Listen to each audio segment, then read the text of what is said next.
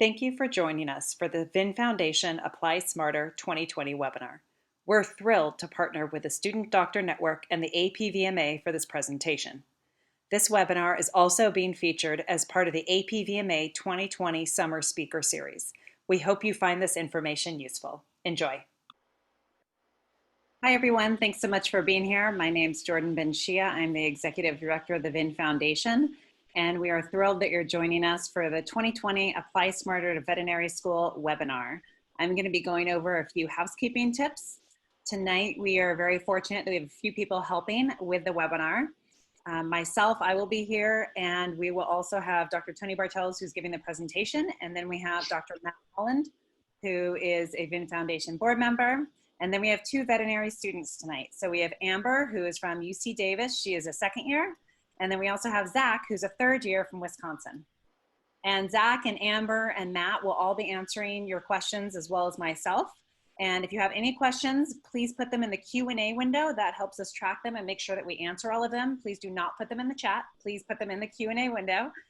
Because everybody's going to ask this question. By registering for this webinar, you will receive an email within the next few days, as soon as we get the recording ready, of a recording of the webinar along with a PDF checklist and additional helpful information and links. So keep a lookout in your email for that. If you have any questions, you can always email us, studentdebt@vinfoundation.org. I will put that email in the chat window. If you have any other questions, we're here throughout. So just use that Q&A window.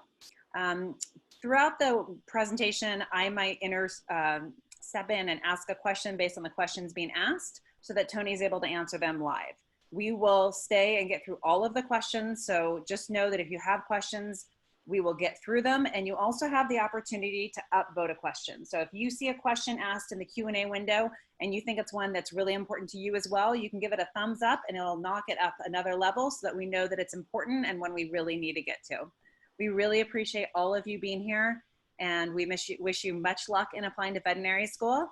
And with that, I'm going to turn this over to Dr. Tony Bartels. Cool. Thank you, Jordan. And thank you, Matt, Amber, and Zach for being here and helping as well. And special thanks to Matt and Amber, who helped me to categorize everybody who registered for the webinar and provided kind of their primary concern when it comes to applying to veterinary school. So I'll share that data with you in a second, just to give you a little bit of an insight in terms of what you all are thinking. You know, some of it is quite expected, and I've even seen some of that in the Q&A that you've already started filling in. But this, you know, the Apply Smarter concept and what we're going to cover tonight is really based on trying to align this strong desire that I know you all have to get into veterinary school, but then also trying to pay the least amount possible for that veterinary education. As we'll go through in a little bit, there's quite a bit of a discrepancy between what it can cost for veterinary education and what you can expect to earn as a veterinarian. So we also see from some of the previous data that you know, the cost of veterinary school is really not high on the list of considerations for many applicants. So that's really what we want to focus on tonight, is really trying to reframe some of that eagerness that you all have to apply to veterinary school, but just to take a step back and you know, your goals of getting in can also be aligned with also paying the least amount that you have to for that education. And that's really what we're trying to get to, is not to discourage anybody from applying to veterinary school, just kind of share with you the numbers as we know them, and then the experiences that we all have helping new graduate veterinarians and even veterinarians who've been out for a while try to pay back their student loans, right? Because it can be quite hefty and very stressful. So if we keep working our way back, we get to you all, right? I mean, you all are in this unique position where you haven't actually decided either where to apply to, or if you've already applied, you haven't decided where to attend veterinary school. So that means that you still are in the driver's seat when it comes to how much you're willing to pay for that veterinary education. So if we can get this message out to you all and at least scratch the surface and get you to consider those things, hopefully we can reduce some of that stress that you might all feel after graduation. All right, so let's dive in.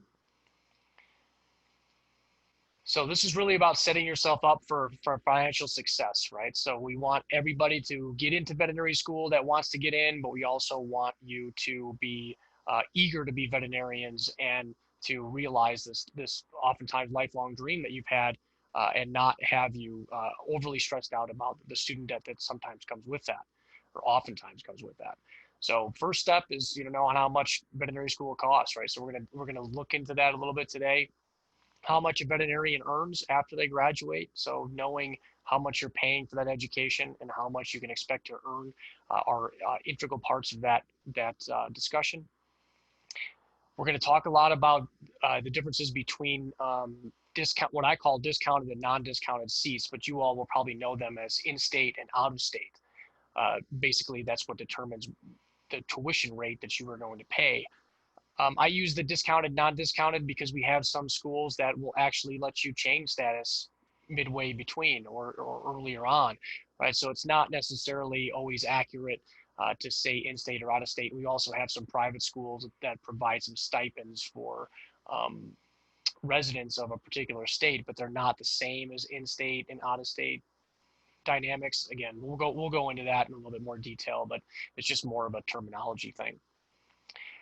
And then how can we align this goal of getting in, right? Getting in the first time you apply or whenever you're applying, increasing the odds of getting in, but then also aligning those same odds of getting in with paying the least amount possible. And that's really what we call apply smarter. For those of you that submitted some data before as part of the registration, right? So what I call the basics is kind of the questions that we see pop up most often, right?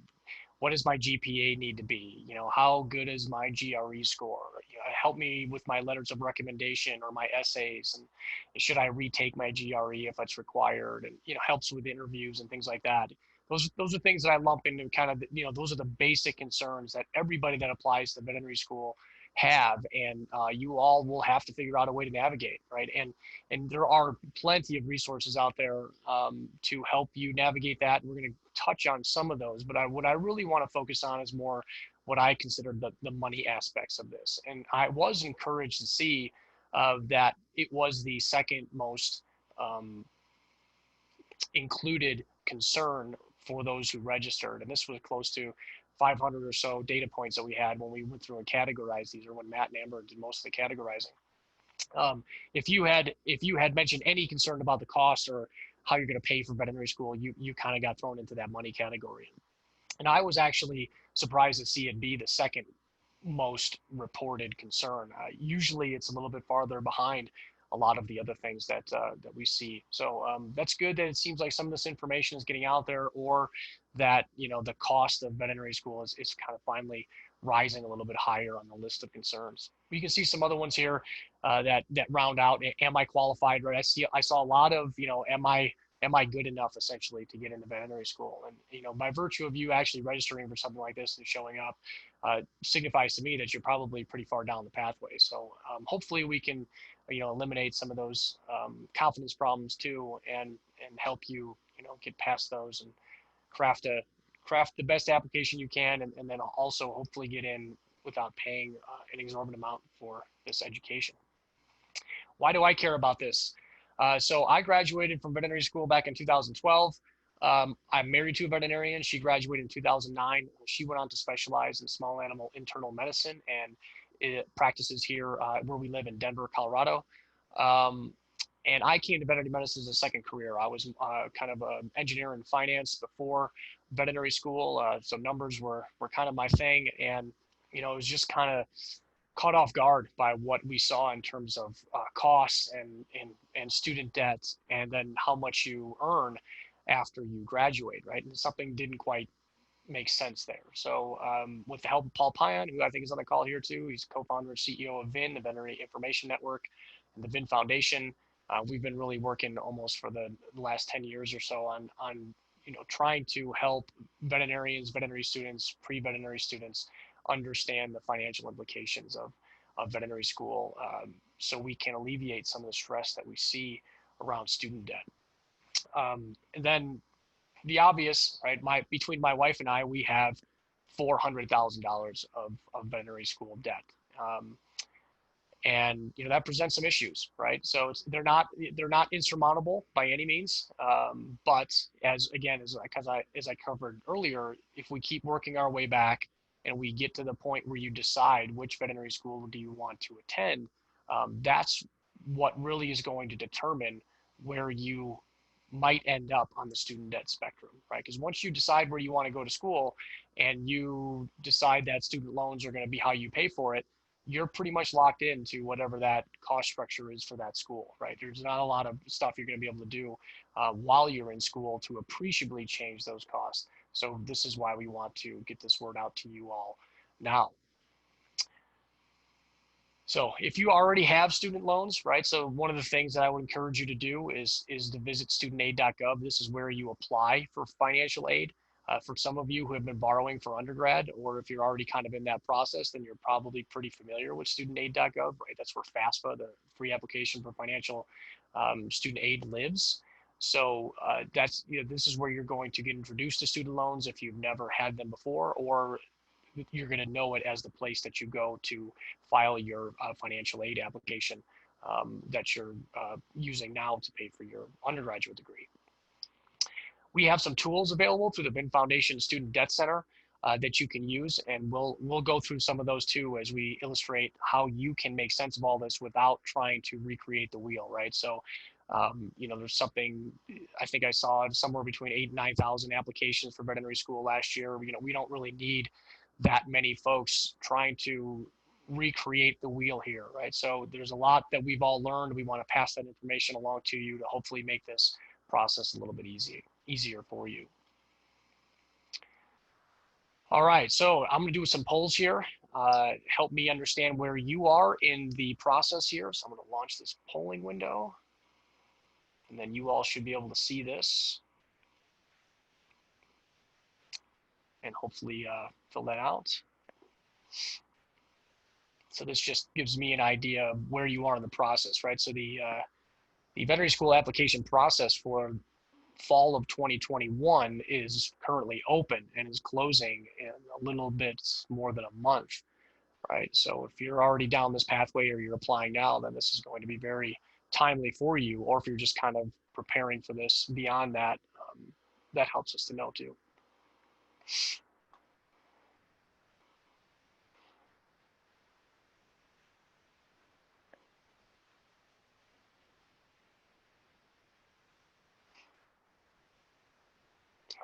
Give it a few more seconds here. It looks like about 85% of you have responded. Any last second submissions? Okay, so here's what you all told me. All right, so it looks like you're going to be applying in the future for most of you. It's supposed to be beyond 2021. Sorry if that was confusing. I thought I updated that, but I must have missed that one.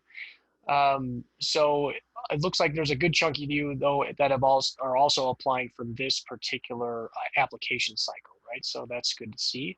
Hopefully you can take this information and actually put it into practice in the very short term.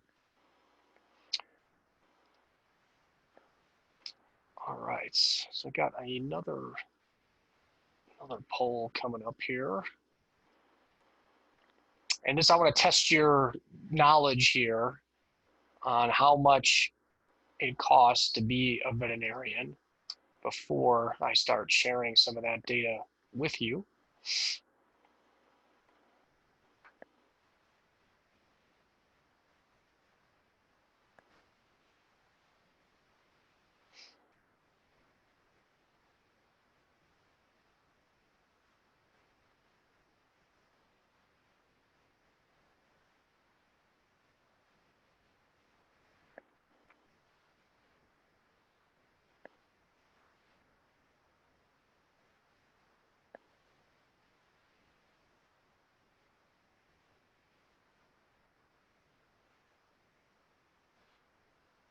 All right, so I'm going to end that one there. Looks like we got about the same number of responses. Cool, thank you for answering those polls. So looks like the winner is somewhere between $200,000 and $300,000, right? And I think that that's,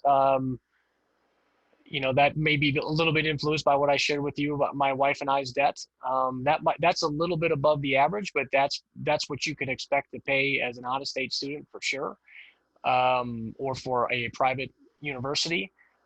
The 100 to 200,000 is really going to require you to focus on those schools that allow you to obtain some kind of in-state rate.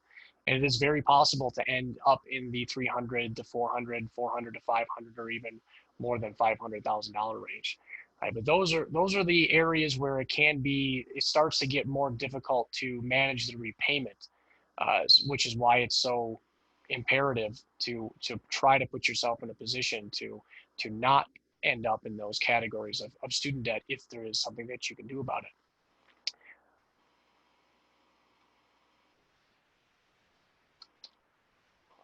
Right. Okay, and then how much income can you expect to earn as a veterinarian?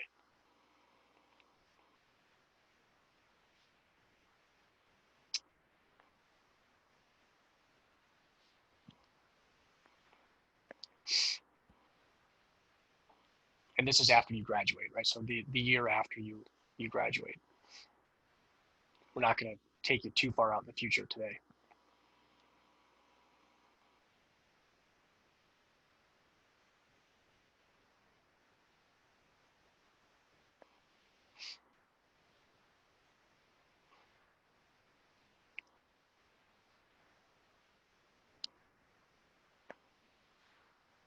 All right. Let's share this one. Okay, some great distributions here. So, all right. So yeah, I mean, there really is no wrong answer here, right? So I would say that the greater than 130,000 is probably pretty rare, but we do see some stellar new graduates that can report some pretty high incomes. But for the most part, it falls right where you guys indicated. So it looks like some of you have done your homework, right? It's somewhere between that $70,000 and $90,000 range, depending on the practice type and the geographical location that you find yourself in after veterinary school. But you can easily be in the 30 to 50, 50 to 70 with internships or other practice types. And then you can find yourself in some of the higher income ranges, depending on the urban area or the practice type that you find yourself in. So looks like you all have already done some good homework on income. So that is very good to see. And I think I've got one more that helps to round out what you're thinking about application.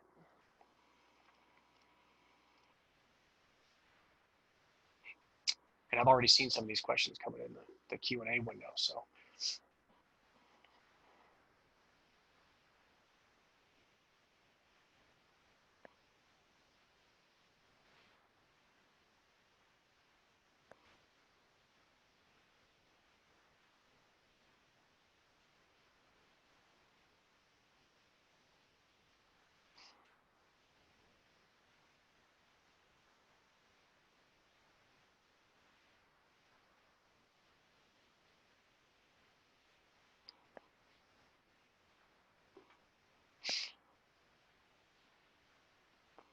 right, gotten to that magical 85% threshold.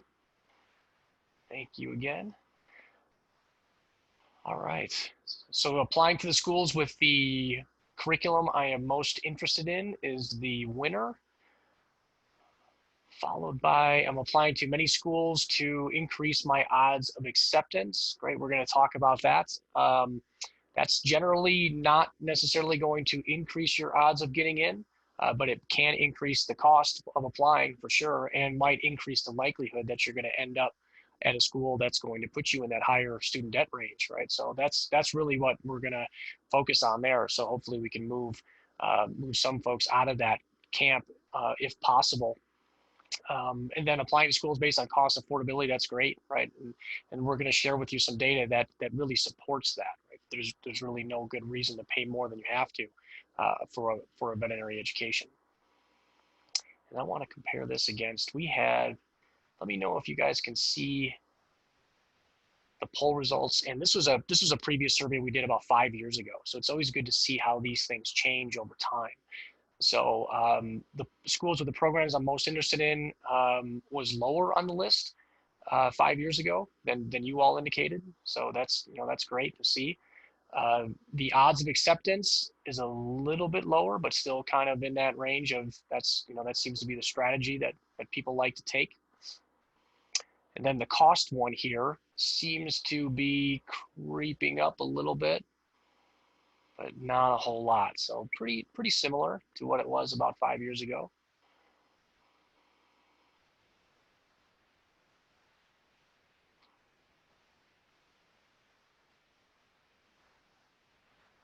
All right. So big picture, this is some of the data that we have, and this comes out of the AVMA, the American Veterinary Medical Association. So this is the veterinary equivalent of what the physicians have with the American Medical Association. But every year, the fourth year veterinary students or the senior veterinary students are given a survey, and they report their anticipated student debt and the income that they anticipate receiving after they graduate. And many of them have already had offers by the time they receive that survey. So we can see here that the green line indicating the income kind of centers somewhere around that, just above 75, 80, maybe $85,000 line for those going on to do private practice. And then the debt is where we see some variance, right? And this is really what we're wanting to highlight is that, it doesn't really matter which veterinary school that you attend. An AVMA accredited school, you're going to get a quality education, and you're going to be able to sit for the NAVLE licensing exam to practice in the United States. And that's what's going to give you the ability to practice as a veterinarian. But your earnings are largely going to be determined by your practice type and geographical region, right? And that's why we don't see a whole lot of variance in the income, but we see a ton of variance in the reported debt because the more expensive schools, right? So newer ones like Midwestern, Western, Lincoln Memorial, they don't really have an in-state, out-of-state tuition dynamic. So everybody that attends those schools is paying that out-of-state or private tuition rate. So they end up borrowing more money, right? But they don't end up earning any more money.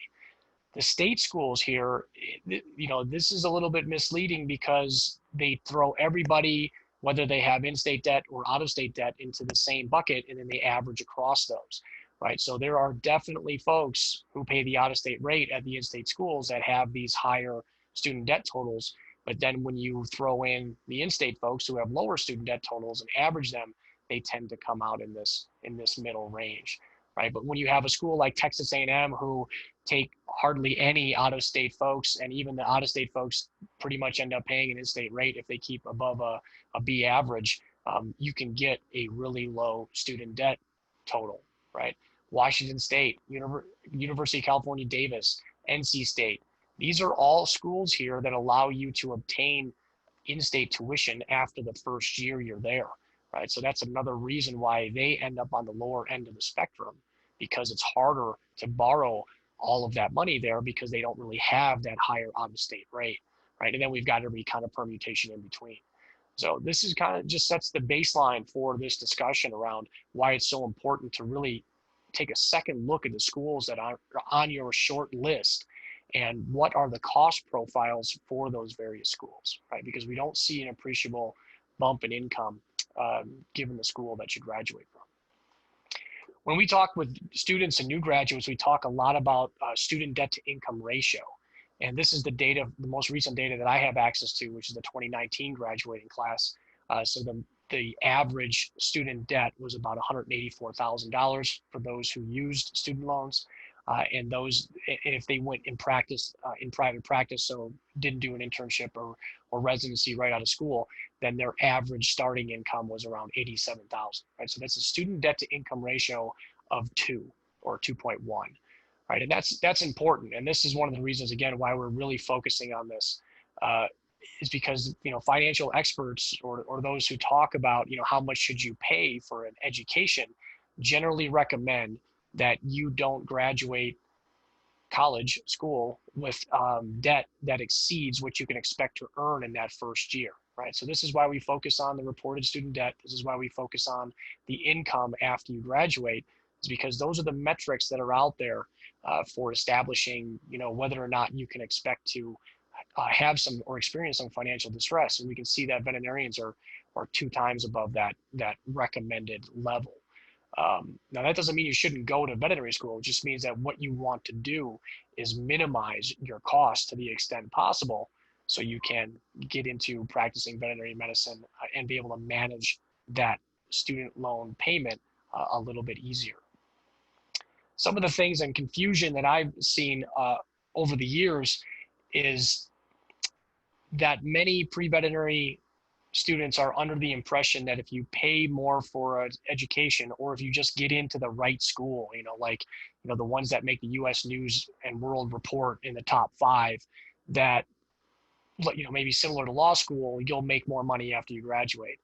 And there's really no data to support that, right? So there's, whether you graduate from Cornell or Illinois or Wisconsin or Auburn or UC Davis, that in and of itself does not lead to a higher income, right? So that's not what we see in, say, law school or even some of the medical schools, right? Depending on the school that you graduate from can have a real significant impact on your starting income. But we just don't see that in veterinary medicine. So here's the breakdown for new graduates of 2019, right? So this is that number I quoted to you earlier. The average private practice was around 87,000. If you go to do an internship, it's a fraction of that. If you do companion animal medicine, so dogs and cats only, you can expect to earn a little bit more, but not a lot more. Mixed animal, a little bit less. Equine has kind of a de facto internship scenario, but you do stand the potential to have your income increase significantly after that, depending on the type of equine practice that you end up doing. But again, we're kind of focused on that first year after graduation. What does your income tend to look like? If we look at other sources beyond that, the Bureau of Labor Statistics says that 50% of veterinarians report incomes of $95,000 or higher. And then the AVMA also has some data that indicates that 2/3 of veterinarians fall somewhere between $60,000 and $150,000, right? So if we use what I said earlier, we use that income, right? If we want to have a debt to income ratio of 1, or as close to 1 as we can get, and our income is going to be somewhere between $60,000 and $150,000 after graduation, then we want to try to keep our student debt as close to that level as possible, right? And that's where the seat type stuff comes in. Right? The only way that you can possibly hope to get close to that student debt to income ratio of 1, if you're financing this education on your own, is by obtaining some form of in-state or discounted seat, right? So that means that you're applying to schools that have a resident rate for you, or a school that allows you to obtain that in-state resident rate after that first year. If you're out of state, so that encompasses non-resident, non-discounted, full price, private kind of rates, those are going to be much higher, right? And those can be, that's what causes folks to end up on this higher end of the student debt spectrum. All right, so last poll. And this is really what it comes down to after doing this for a number of years now. It really seems to come down to how you feel about debt.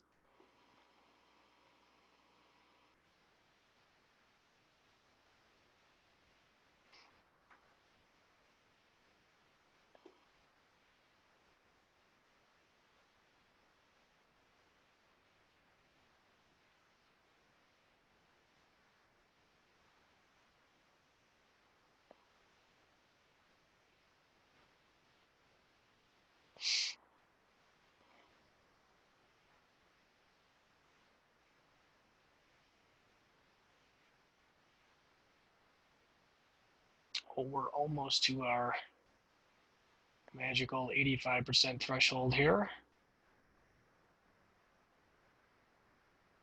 All right. Let's see who the winner is. I know that I will need to take on debt to become a veterinarian and feel confident I can manage a reasonable amount. That's great. I mean, that's what we want to provide you the information and tools to be able to help you keep that at a reasonable amount, right? And unfortunately, we see a lot with the behaviors of how people apply is they tend to apply first and then worry about the financial consequences second. And like we've already talked about, it's really hard to undo some of those things when you take that approach.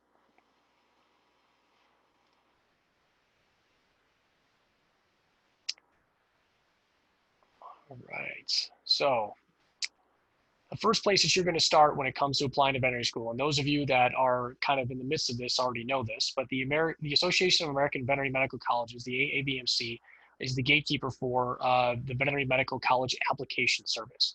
So this is the online portal to most veterinary schools. They're not all in there, but you will find most of them in there. So that's the first place that you're going to start. This is where you're also going to find all of the date ranges, right? When do I start applying? When does the application cycle open? When does it close? And this also gives you a lot of high level information that will help you start to just brainstorm that whole application process. You know, they have a great set of resources there for, giving you an overview of all of the accredited schools and how many seats they have, whether they're in state or out of state, and what the general first year tuition cost might be there, if they require a GRE, right? So a lot of those basic kind of things, right? You can look those all up in one place when you decide, yes, veterinary medicine is for me, and I want to know how to apply. Right, but when it comes to applying smarter, we really need you guys to get beyond kind of the transcripts, prereqs, letters of recommendation, all of these other things that I know are very stressful. I went through this myself, right? You have to be able to navigate this process, right? You have to, take a GRE in many cases, and then once you get the score back, how do you know if that score is good enough? My GPA, right? I mean, if you're actively in undergrad and working through that process, you may have a little bit of time left to influence that, but in many cases you may not. Right, and you will find that data for those schools that are on your short list indicating what the average GPAs are for the students they admit, and then you can decide if you think you're close enough, right? But those are things that I don't feel like are barriers to applying to veterinary school. I didn't have a very good undergraduate GPA when I applied to veterinary school, and I wasn't going to let that stop me from applying, right? But I had to do a little bit more work on the front end in order to overcome that. Letters of recommendation, there's tons of resources out there in terms of how to approach people to obtain those. Prereqs, I mean, these are really just checking the box exercises, right? So some veterinary schools are going to require that you have certain classes, right? And if you don't have those classes, then you're probably going to have to take them in order to be considered to be for their school. Now, in certain instances, they're going to have classes that may not, it may not be obvious which classes meet those prerequisites, but that's another excuse for you to reach out to those schools and ask, right? Develop a relationship with them. So don't get too hung up on those sorts of things. Those are really just in my opinion, those are the mechanical aspects of applying to veterinary school, right? It's the things that we tend to overlook that have much bigger impacts once you get that letter of admission, and that can have significant impacts for decades to come. So how can we kind of get beyond that and then target those schools that have help us get the best odds of getting in, and then also cost us the least. So odds. I saw some of you asking some questions in the Q&A. Looks like they've already been answered. We're going to cover this here, right? So generally speaking, those state schools, public schools, they allocate more seats for residents of that state, right? So, and there's usually fewer of those applicants for those in-state seats, right? So applying as a resident gives you the best odds of getting in, right? And this can be significant in many cases.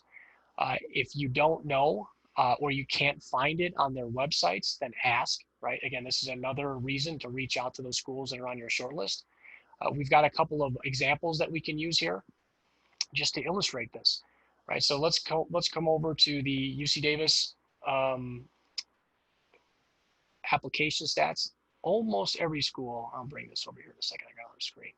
Almost every school has stats similar to this for their recently admitted classes, right? And we can see right off the bat, right, that the bulk of the seats, right? So it looks like there's about 150 seats available for the UC Davis veterinary class.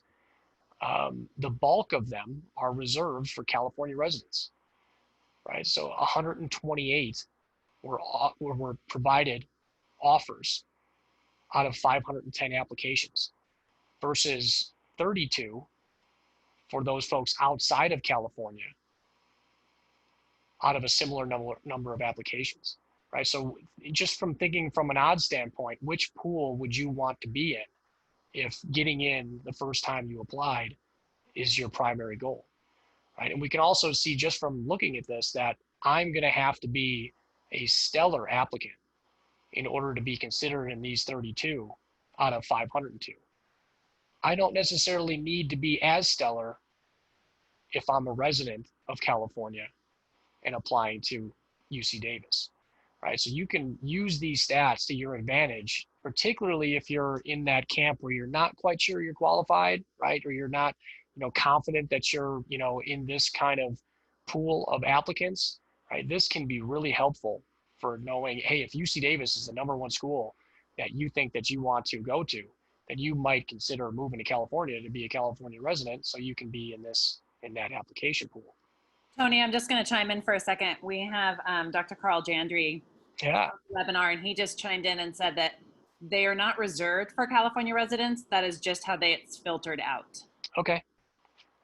Great. I mean, so they're, and I'm not sure what the distinction is there, but it turns out that a lot more California residents end up getting offers versus the folks who are not from California in that instance.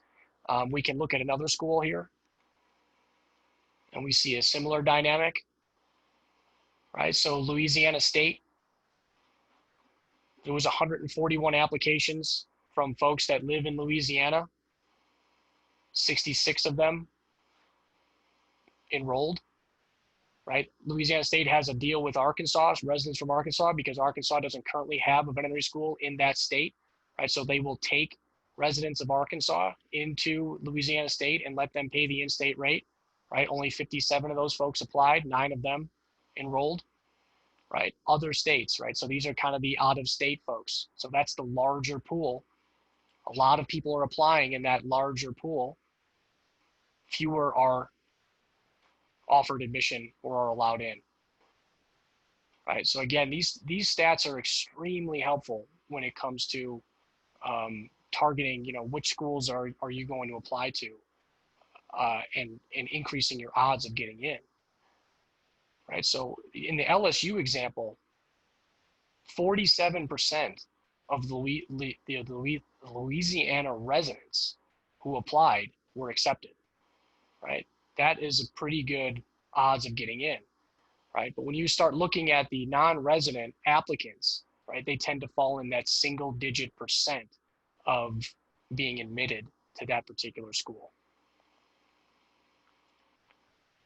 Here's some links. You'll see the same dynamic for Minnesota. I put Minnesota in here because I wanted to also highlight for you that they have a deal with North Dakota and South Dakota, right? So there's oftentimes a lot of questions around, I don't have a veterinary school in my state, so how do I apply as an in-state resident to any school? Oftentimes you will find arrangements that certain schools have with surrounding states, right? So make sure that you are exploring any of those options for schools that might have arrangements with those with those types of states that do not have veterinary programs. But again, you see a similar type of thing here, right? So everybody that applied either from Minnesota, South Dakota, North Dakota, 53 out of 168, that's a lot better odds than 52 out of 791, right? So again, you still have to meet at least the minimum application requirements. But if I'm just looking at that from an odds standpoint, trying to measure myself up and trying to give myself the best chances of getting in, you are going to find that those applying as an in-state applicant is going to benefit your application. All right, so consider your costs, right? If you pay less, you can definitely reduce your stress, right? So the average veterinary school, or the average applicant applies to 5 veterinary schools right now, right? So what does that decision process look like for you? Where do you want to go and why, right? What is the process that you're going through to create your short list of veterinary schools? Will you need to use student loans, right? This message, this whole presentation is really geared to those folks who have to lean on federal student loans or student loans to pay for veterinary education. And that tends to be 80% of us, right? So the overwhelming majority of veterinary students are using student loans to pay for their education. If debt stresses you out, then you want to minimize that student debt. One of the ways that you can do that is trying to look for those schools that are going to allow you to pay the least amount possible. So is there a discounted tuition rate somewhere for you? What are your estimated living expenses? Right, so different locations are going to have different living expenses. Are you going to be able to have a job while you're in veterinary school? That can often be very difficult. Do you have some kind of support, family, spouse, significant other that can maybe help limit some of those living expenses?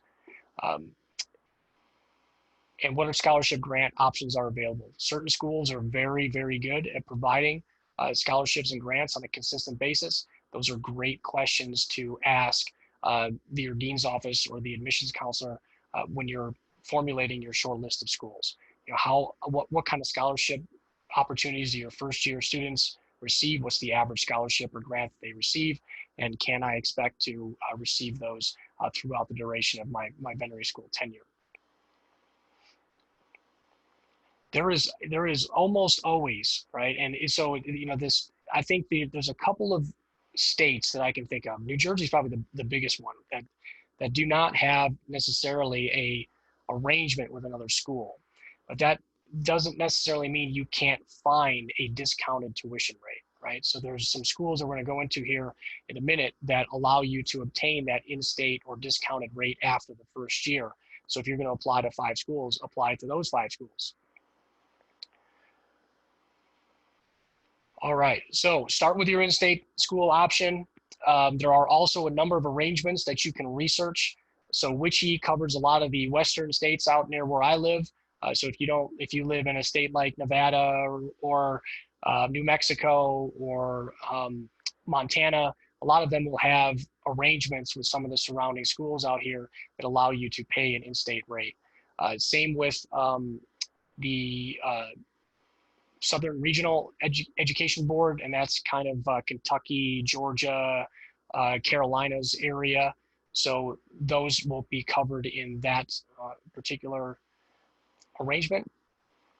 But again, from what we can glean from this data of the reported student debt from graduates of veterinary school, graduating as a resident from a public institution puts you in the lowest possible cost profile that is available. Right? And it starts to go up from there. So non-residents of state schools, private schools, right? So some of the private schools like Penn and Tufts do provide a tuition subsidy, but it's not to the level of what some of the state schools do, right? So this is how you can have a private school that can end up with a resident and non-resident arrangement. And the 2 that come to mind for me are Tufts and UPenn. And then we've also have the Caribbean schools, right? So this is Ross, St. George's. They tend to be on the higher end of the spectrum. I mean, I would throw, you know, Midwestern, Western into that bucket as well.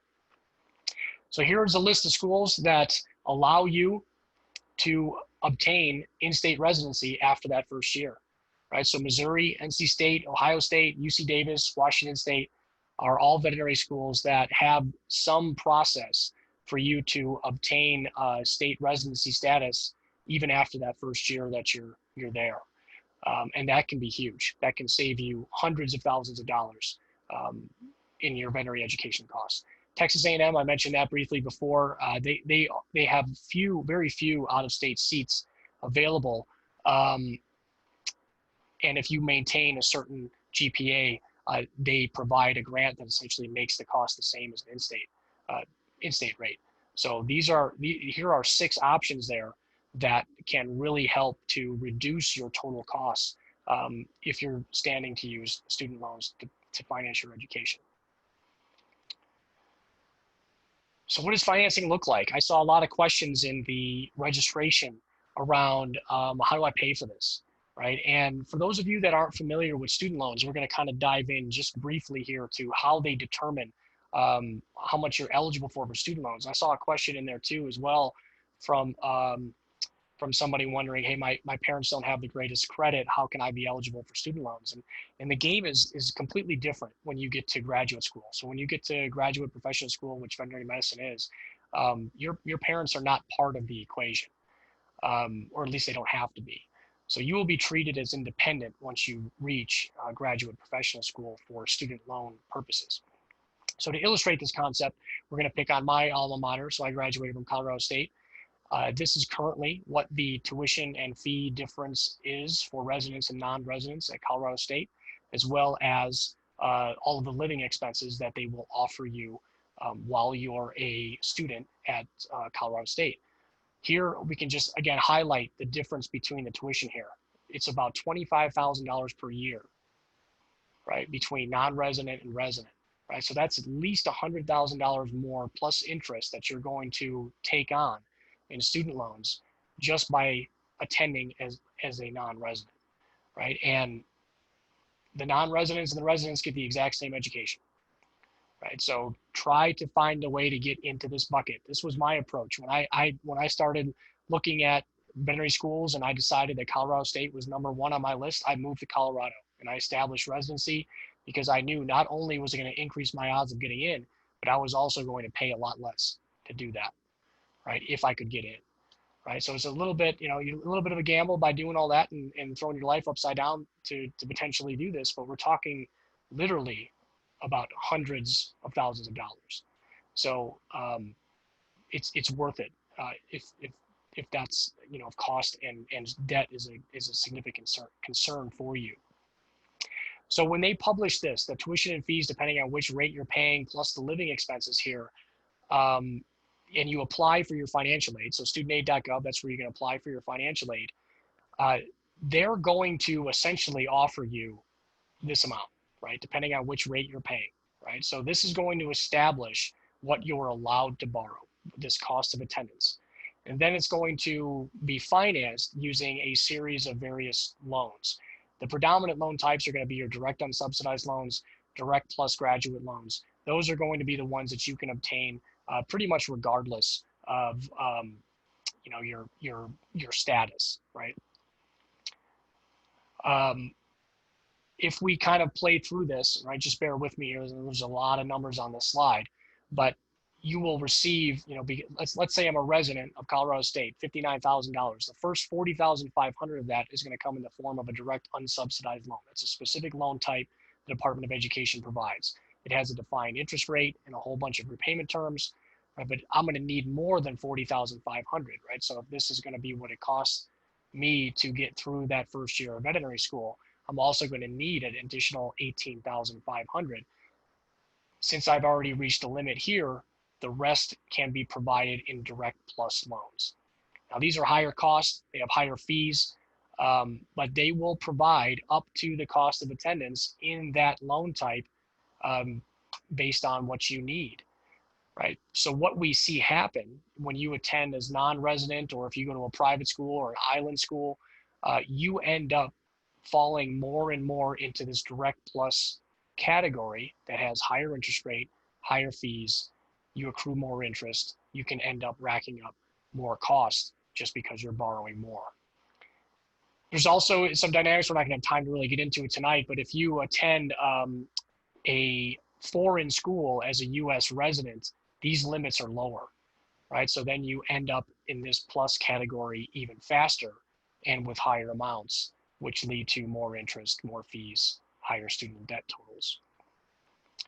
So that's really what I wanted to illustrate here, is that, not only is there a big difference between the resident and non-resident tuition, but the amounts that fall into these higher cost student loan categories can be quite significant when you find yourself in that non-resident and that private tuition rate category. Tony, we have a question of somebody asking, and nobody's asked this before, so it's a good one. How did Tony choose Colorado State as his first choice vet school?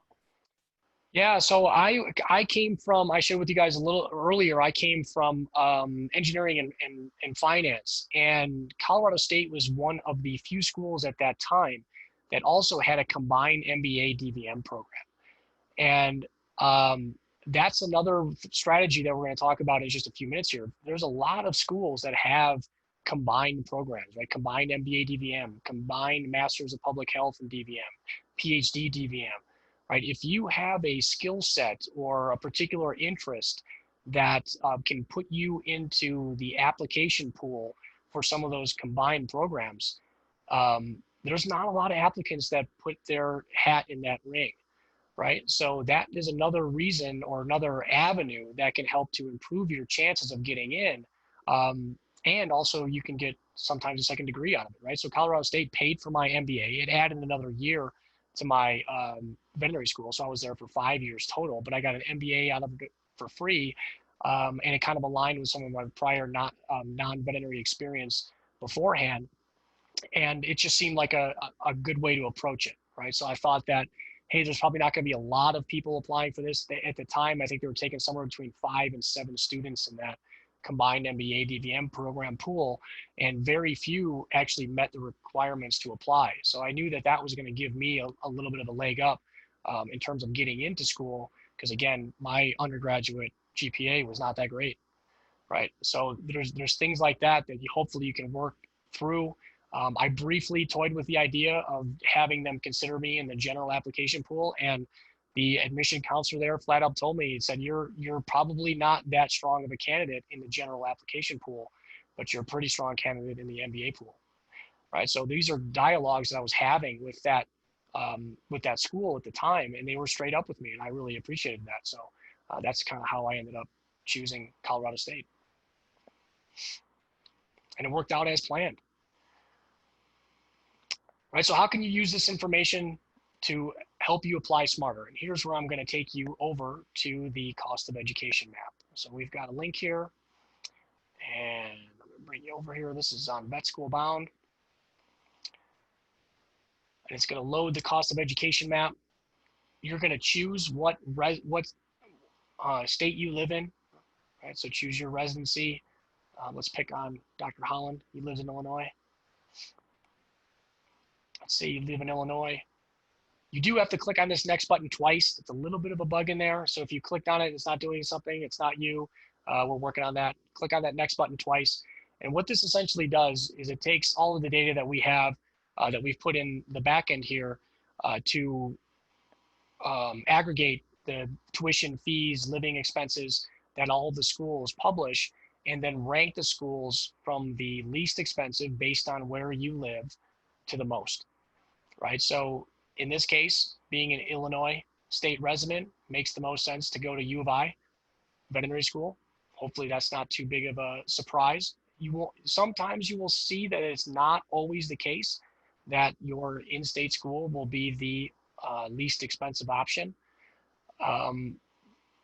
And that's because of some of these schools like NC State, Washington State, UC Davis is on that list, Ohio State, Missouri, that allow you to obtain that in-state tuition after the first year. There's a lot of numbers in here. We give you an idea of what the resident tuition would be by itself.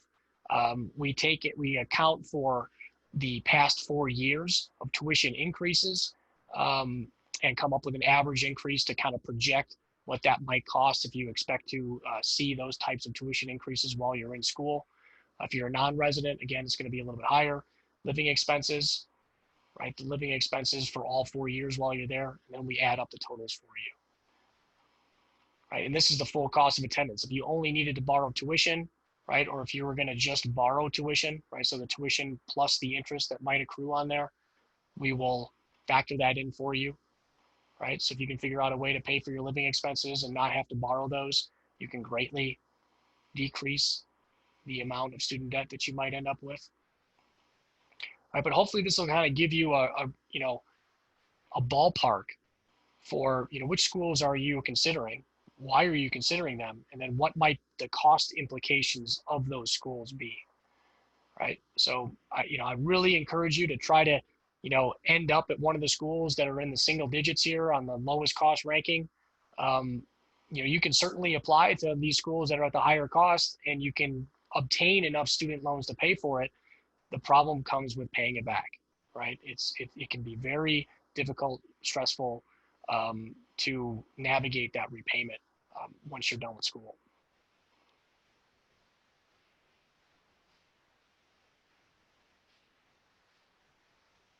All right. So if any of those estimates stress you out, take a peek at some of those. Look at some of the schools that were on your short list before you came tonight, and see if they are at the higher end that or higher than you were expecting. And what can you do to improve your estimate before you apply? We talked a little bit about, you can either look for those schools that allow you to obtain in-state residency after the first year, or you can even consider moving to that state, establishing residency, and applying as a resident, right? So there's cases to be made for any of those and everything in between. If you really want to get into estimating or building your own estimate, we also have a tool for that. And this is where I will take you to the VIN Foundation Student Debt Center, right? And again, I can't stress enough, this is important and stressful enough for the larger veterinary community that we have a student debt center, right? So this is one of the reasons why we're doing this, and we're really passionate about it. But if you already have student loans, right, you can obtain your student aid data file, right? That's available at studentaid.gov, the same place that you apply for your financial aid. I have one for a student who is just starting veterinary school this fall, right, that has some undergraduate student debt, right? So this could very easily be any of you that could be starting the following fall, right? So maybe has $25,000 of undergraduate student debt, wants to know how that's going to factor in to their overall student debt total. But we can put this information into here, and then we can go to the in-school loan estimator, right? So I already know I'm starting this game with about $25,000 of student debt. I can choose the school that I'm considering, right? We were picking on Colorado State earlier, right? So this is going to pull in the information from the VIN Foundation cost of education map. And let's say that I'm, considering attending as a resident. I have 4 years left to borrow. COVID-19 has had an interesting impact for some of you that have student loans. You'll notice that your interest rates are zero right now. They're still zero through the end of September. They're probably going to be zero through the end of the year. So we can extend that beyond for another few months. We've got our loans that are pulled over here with the interest rates. And now we have to figure out how much we're going to borrow for those 4 years of veterinary school. I can take this estimate that's up here and just divide it by 4 if I wanted to just get a quick and dirty estimate, right? Or maybe I'm going to apply for some lower cost loans, these health profession student loans, right? And maybe I'll get these for all 4 years. I'll have to reduce this one down a little bit.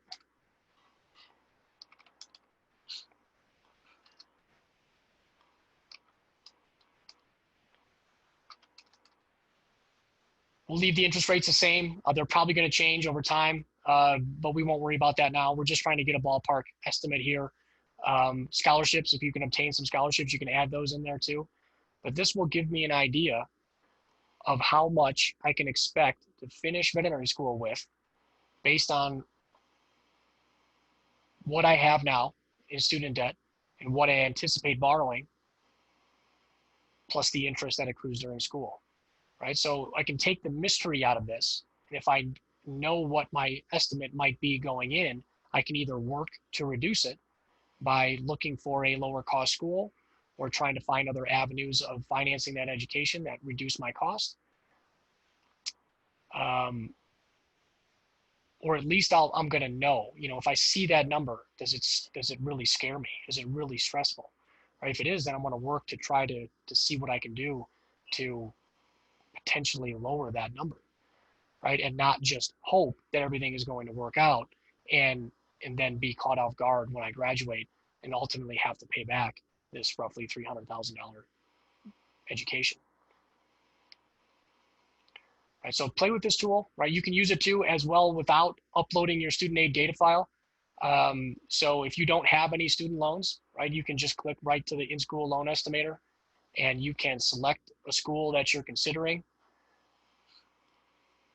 whether it's resident or non-resident, choose your starting date. Right, so we've got some students that are probably starting very soon here, right? And you can either use the estimates that we provided here, or you can come up with your own based on, you know, the knowledge of your finances and if you have expect to receive any family help, or you have some of your own finances that you want to contribute to this, right? This will help you build that estimate for knowing exactly what you can expect to pay for your education.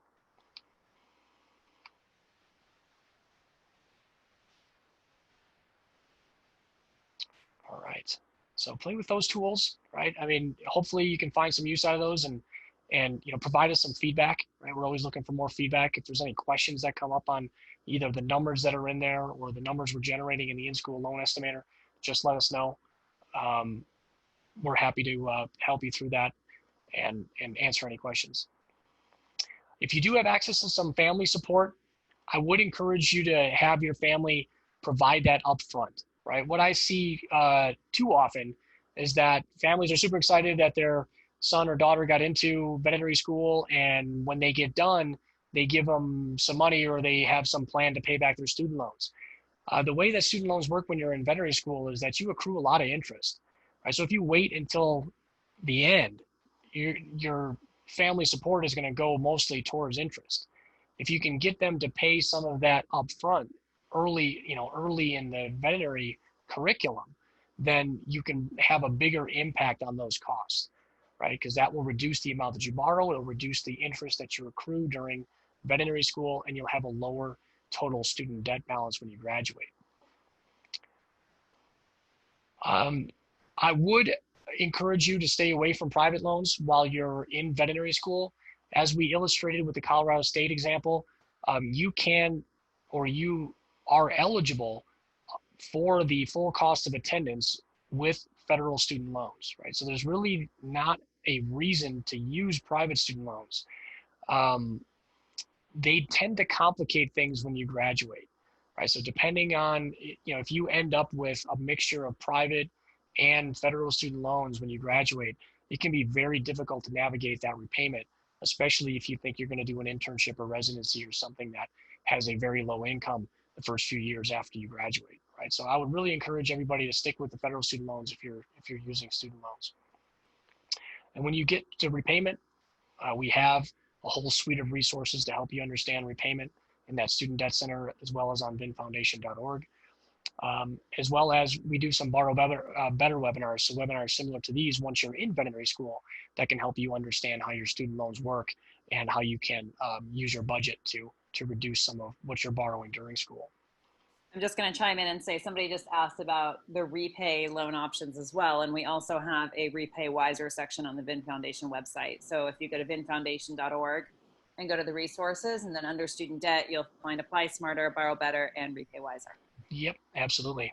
And yeah, so I mean, you're referring to one of the income-driven repayment options, which we spent a ton of time with, and we're not going to be able to get into those things tonight, but those are available. They can blunt some of the impacts of the higher student debt totals that we see, but it doesn't make it any less stressful, right? So it's always easier to manage less than it is to manage more. So these are things that I kind of throw into the X factor. I've already alluded to them in the previous question about why I chose Colorado State. But reach out to these dean's offices, right? So the schools that are on your short list, develop a relationship, right? So email them, say, hey, I'm interested, you know, see if they can set a Zoom or some kind of video conference call to meet with them if they're not taking any kind of in-person greetings, which is probably quite likely given the current scenario here. But ask a lot of questions, right? Come in with some knowledge of that program and knowledge of all the great things that they're doing there to demonstrate your interest, and know the requirements, right? I mean, you know, it's really not worth your time or their time to ask them, hey, what's a good GPA, right? I mean, that information is probably on their website, right? And hopefully you're kind of past that point at that process where you can ask them some more engaging questions that can, maybe demonstrate your interest a little bit further. When I decided that Colorado State was my number one, I was going up there. I was living in Denver at the time, working at a shelter while I was applying, and I went up there quarterly, right? Pretty much every 3 months, I went up there and did a check-in and sat down and said, hey, here's my progress. Here's where I am with my application. How am I looking? Where do you see some holes? I really think that, going through that effort really demonstrates the interest and also helps you to get some valuable feedback to know where you are in the application process. Looking for scholarships and grants, again, those are all over the board. Some schools are very, very good about it.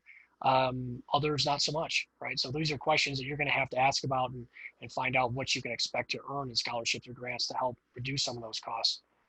We already talked about some of the combined programs. Interviews, right? That's all over the board. There was a lot of questions about interviews in the registration area. Totally understand it. Very stressful, right? I was actually kind of lucky. Colorado State wasn't even doing interviews when I was accepted, so I didn't have to do an interview. Although I kind of came from a different career. I've already had multiple interviews and things at that point, so I wasn't too worried about it. But these are things that really stress people out, right? And so we've got Amber wrote a great piece, and Camara, who's another UC Davis student, who wrote a piece about multiple mini interviews. Amber wrote one on panel interviews, right? So these are tips and tricks that you can, just to help you understand a little bit more about how the interview process works, and just some valuable gems of how to prepare for them, and the before and then the day of, right? So those are all in the VIN Foundation blog. Those just went up today. So use those types of resources to help reduce those stress around those types of things. And then, kind of the basics that we've been alluding to. Do you meet them? If you don't, how can you get beyond that, right? Straight up ask for it, because they're going to see it, right? When you send your transcript, if you're kind of ashamed or a little bit wobbly on your GPA, right, it's not like you can hide that from them, right? They're going to see that information when they get your transcripts. So, just be honest. Say, look, hey, I've got a GPA that's below the average of what you report for your incoming students. What can I do to still be considered a strong applicant, right? And usually they're going to tell you straight up what you can or won't be able to do. So just ask them, call out the beast instead of stressing about it. All right, so we do have some recent vet school applicant data that we can also turn to. This is some of the impetus for doing these webinars that we've been doing.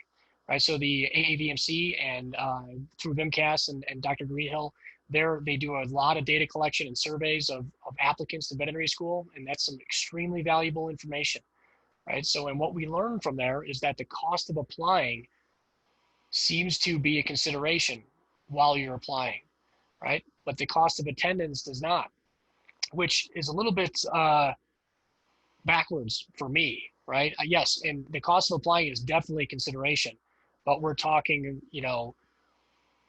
hundreds to thousands of dollars versus hundreds of thousands of dollars, right? So the cost of attendance, I believe, should be higher on your list of considerations, right? Because as we've illustrated tonight, the cost, what you can pay for a veterinary education can vary wildly, right? So hopefully you can put yourself on the lower end of the spectrum.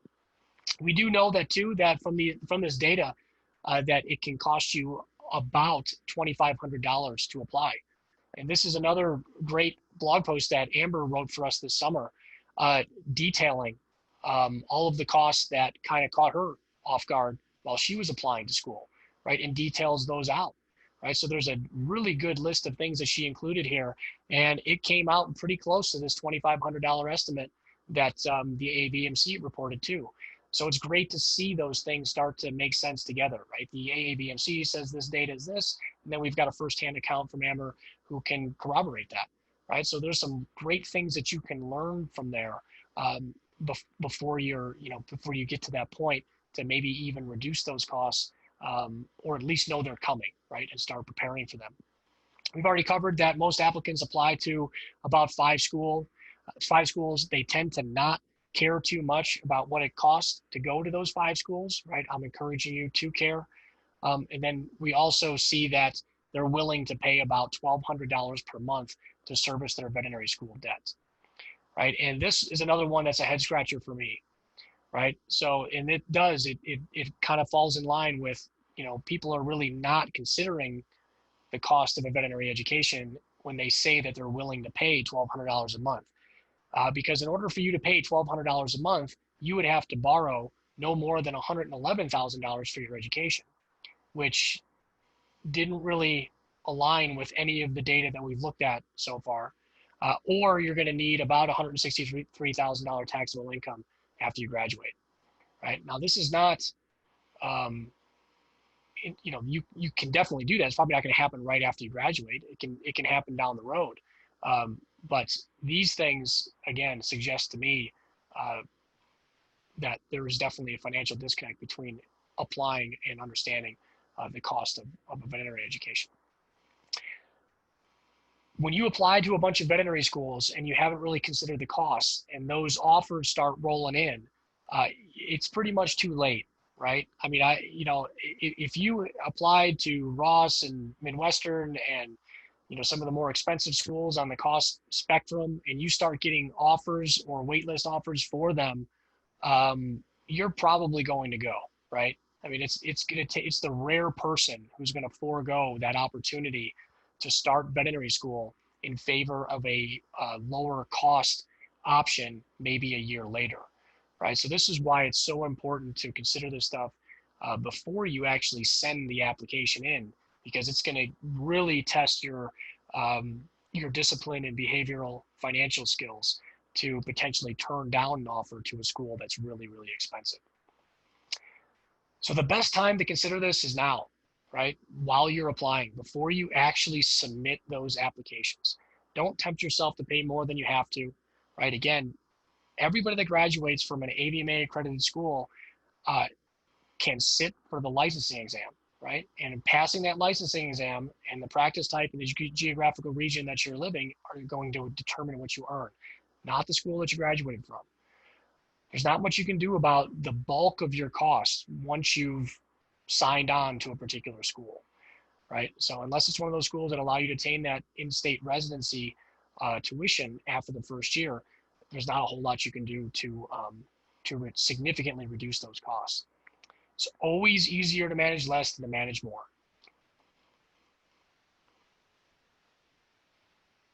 All right, so we're winding down here. So your best odds of acceptance usually align with your least expensive options, right? So spend some time wrapping your head around that, playing with the cost of education map. We do have all of those contractual arrangements that we referred to built into the map, right? So if you live in a WICHE state, it's going to reflect that cost in those schools that also participate in the WICHE program, for example. I can't stress this enough, right? Just because you pay more for your veterinary education does not mean you're going to earn more, right? And we just haven't seen any significant impact on the school that you graduate from when it comes to earnings. So, there's really no Harvard effect when it comes to veterinary medicine. Explore some creative options, right? Like I've kind of shared my story with you in that regard, right? So that MBA DVM program was a perfect fit for me, and it helped me get around some of those insufficiencies in my application, right? My GPA being a little bit lower, the fact that I didn't have an undergraduate degree that was in biology, it was in engineering, right? I had to go take biology 101 with, 19-year-olds as somebody who was knocking on the door of 30 at the time, right? So, it was weird, but I checked those boxes too, so I can say that to the school that I accomplished those prerequisites. But it was my background, I think, and some of those other unique experiences in combination with that combined program they offered that really helped me to get into Colorado State that first time that I applied. So hopefully maybe there's something there that works for you. If not, we've kind of shared that there's some pretty strong data to support that applying as an in-state resident to a lot of those in-state schools are going to greatly increase your chances of getting in. Here's a list of resources, right? So this is a lot of what I use to put this together, right? So I'm just sharing those links with you. AAVMC provides a lot of great resources around applying, and again, it's the gateway to applying to most of those veterinary schools. With the VIN Foundation stuff, we're really focused a lot more on helping you navigate the costs around this, so you can make some more informed financial decisions around it. We're putting more and more content on the blog to help you navigate this. Amber and Kamira have been great in that this summer, so learn from their experiences. And then the AVMA has a lot of data too, that around the economics of the profession. They have a good salary calculator. So if you're curious, hey, what does an equine practitioner earn 5 years out on average? You can use their tools to help you understand those sorts of things. So the data's out there, right? So look for it, find it, ask lots of questions, right? That's really just trying to take some of the mystery out of a lot of this. And with that, I will take any additional questions that you all have that Kamira, Matt, Zach, Amber haven't been able to answer, or any other burning questions that you have for me. Thanks, Tony. And yeah, thanks, Paul and Matt and Amber and Zach for doing such a great job answering. We had a little bit of a technical issue in the beginning, and I apologize about that. We got that fixed. We're also super grateful for the APVMA and Student Doctor Network. We've collaborated with both of them for this webinar, and we're very excited that we're part of the APVMA's Summer Speaker Series. So welcome to everybody here from APVMA. Should have said that in the beginning, I apologize. One question that we have is, should you consolidate your undergrad loans before going into vet school? Should you consolidate all loans after vet school? Yeah, I wouldn't worry too much about consolidating your loans before veterinary school, right? Unless there's a significant amount of time between when you finish undergrad and going to veterinary school, there's probably not a good reason to consolidate your loans before. I'm assuming you're talking about a federal consolidation loan. You definitely don't want to do a private consolidation loan of your federal student loans before veterinary school, but I don't see a real good reason to consolidate your pre-veterinary school loans before you start veterinary school. But I would recommend that you consolidate them all with a federal consolidation loan when you're finished, right? But that's a topic for a different webinar when you're knocking on the door of veterinary school graduation. Okay, another question, which I think you love to answer, which is, how are you and your wife affording that large debt? Yeah, so we use one of the income-driven repayment plans, right? And the payment is a function of our income. So it's a percentage, we pay a percentage of our income. Actually, we don't have to pay anything right now because the CARES Act payment and interest suspension has set our payment to zero and our interest is zero. So many of you that might have student loans now are experiencing the same thing, at least the interest suspension if you're not in repayment yet. But we can use the income-driven repayment plans to pay a percentage of our income, although it's quite likely that we're going to have to pay a pretty significant tax when our balance is forgiven. But again, that gets into some of the complications around repayment and why I really wouldn't recommend borrowing more than you have to for your education, because it does come with a lot of strange repayment options if you find yourself in that realm, right? So again, kind of learn from our mistakes if you can. The lower you are on the student debt spectrum, the quicker that you can get to a debt to income ratio of 1, or at least have the probability of reaching a debt to income ratio of 1, you'll be able to pay your student loans back with barely even noticing it coming out of your budget, right? There's a lot of planning and a lot of knowledge that has to go into the navigating the income-driven repayment plans, and that is there in case you need them. But just based on our experience with dealing with a lot of veterinarians, they tend to not want to really lean on the income-driven repayment plans as much as they are beneficial, and it's just because they're really confusing. So you don't have to put yourself through that sort of stress if you can try to keep your student debt balance to a minimum. It's a tough one to navigate, right? Because we're here to help you either way, right? We want you to really, we want you to become a veterinarian. We want the best and the brightest to apply to veterinary school and become veterinarians and boost the profession. But we also want to do our best to reduce the stress that we're seeing around student debt, right? So inevitably, people are going to end up in those higher cost seats, and they're going to end up with really high student debt. And we're here to help you navigate that when that happens as well. But I can tell you it's a hell of a lot easier to do it if you're at the lower end of the spectrum than at the higher. So somebody asked if you could go back and do things differently, what's one thing you would do differently? Well, I got into Colorado State as an in-state person and paid the in-state rate. All of that worked as planned. The things that I couldn't see coming were the increases in tuition while I was in school. Now, I was in school during the Great Recession, what they call the Great Recession. So we saw the states lose a lot of funding and a lot of increases to tuition.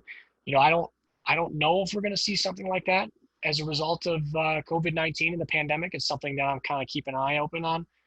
Right now, we saw a lot of schools that did not raise their tuition this year, because they're just trying to, keep everybody happy and navigate this new normal that we find ourselves in.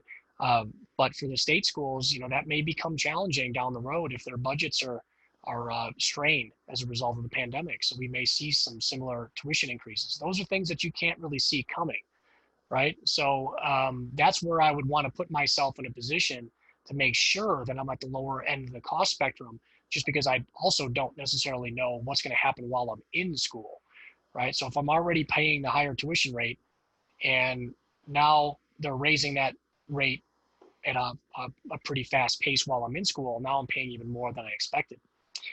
What would I do differently? I don't know. I can't really do that without throwing my wife out of the bus.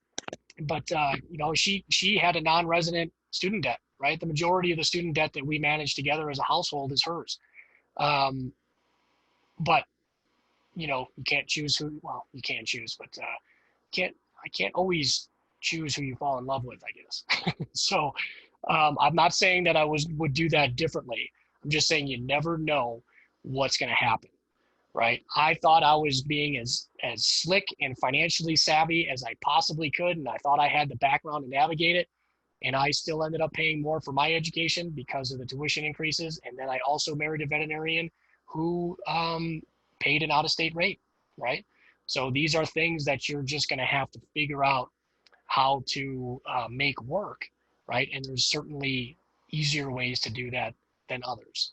Right. So I guess take it as a life lesson, right? Paul always suggests that you marry well. Now, I would consider that I married very well. It just provided a little bit of a wrinkle when it comes to student debt and repayment. You're treading on tricky waters there, Tony. I know, very, very tricky. You guys are asking tough questions. Somebody said that you mentioned something about getting paid depends on how well you do on the exam. I think getting paid as a veterinarian? Yeah, I think that's not what you said, but just to clarify that. Oh no, I'm sorry. I certainly didn't mean to apply that. So the licensing exam has no bearing on your salary other than the fact that you need to pass it to be a licensed veterinarian, right? And to be able to be paid like a veterinarian, you have to have a license to practice. So other than passing that exam, whether you get the lowest grade required to pass it or you get 100% on it is not going to influence your income. Okay, somebody wants to know, Tony, what were the schools you applied to and why? Yeah, I applied to Colorado State, and I have to really think back now. I think I applied to Florida because I had delusions of being a marine veterinarian. That did not pan out. So, but when I discovered the Colorado State MBA DVM program, I pretty much put most of my eggs in that basket, right? Really focusing on that school, doing what I could to make sure I was, the best applicant for that program, and doing my best to get into that one. But that was that one, and I think University of Florida were the only two schools that I applied to. Okay, another question that a couple people are interested in is one of the options was to apply somewhere where there can be residency. In my case, I'm from Puerto Rico and there is no vet school. What do you recommend for me to do, seeing as I have a budget financially, specifically since being a non-resident can be pricey? Um, and then they're asking about scholarships for non-residents. Yeah, that's a tough one. I don't that one's a bit beyond my knowledge of the how Puerto Rican citizens are treated in the US. I don't know if there's a way for you to obtain state residency. I think you probably could, right? So if you had a short list of schools that you were really interested in and you're number one, you move to an established residency, you might be able to take that approach. You also might be able to still benefit from one of the schools that allow you to obtain that in-state residency after the first year.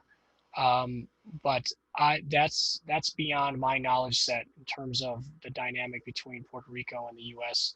and being considered a state resident.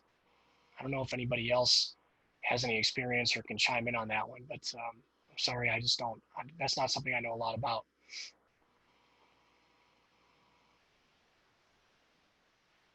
Okay, there's another international students question, and So international, so some of the schools, and I think we had UC Davis up there. Um, Let me find that one.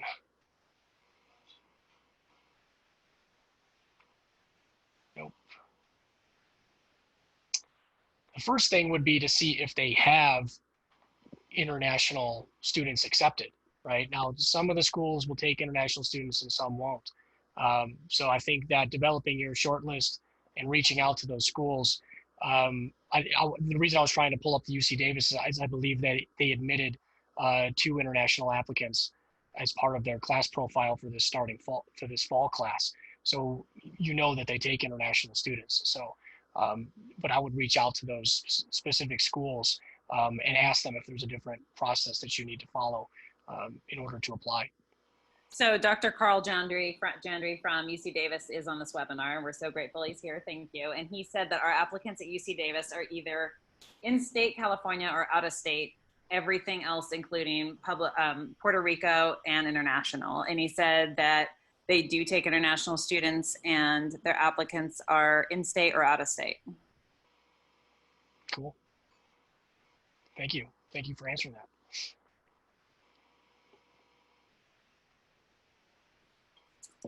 Okay, I think that's a majority of our questions. Zach, Paul, Amber, and Matt have done a fantastic job, and we have 95 answered. So, wow, great work. Wonderful. Yeah, that's excellent. And just to reiterate, everyone that registered for this webinar, you will be getting an email within a couple days. So please keep an eye out for that. If you don't see it, please check your spam filter. You can always email us at studentdebt@vinfoundation.org. Is there any other comments or anything anybody wants to say?